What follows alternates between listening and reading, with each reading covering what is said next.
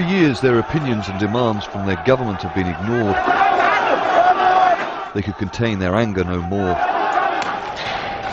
The burning of the ruling party's headquarters in Cairo is perhaps the most symbolic culmination to days of protests across the country.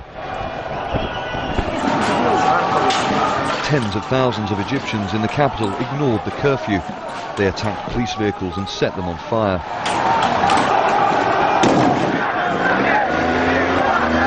With the police unable to control the crowd, the military was called in.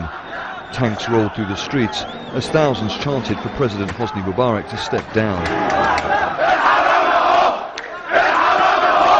They accuse his government of institutionalized corruption, cronyism and repeated vote rigging.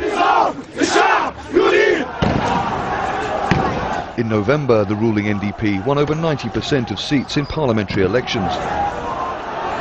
The eventual outcome of these protests is still difficult to predict, but one thing is certain. Inspired by the downfall of Tunisia's long-serving president, these acts of defiance suggest Egyptians have lost their fear.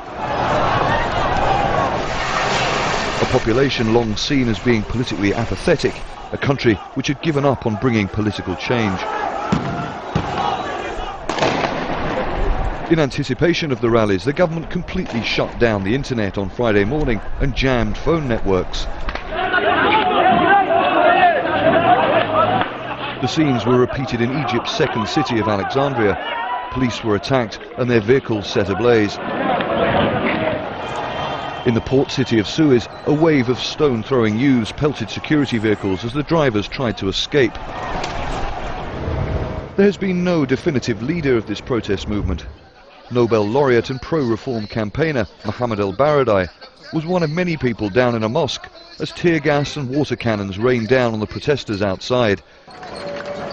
The army traditionally has widespread support among Egyptians, but there is an obvious paradox now that the soldiers have been put in control of security. The country's leader is also its military chief. Mubarak may be dismissing his government, but he's not going anywhere.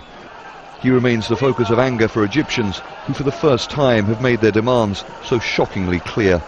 Charles Stratford, Al Jazeera.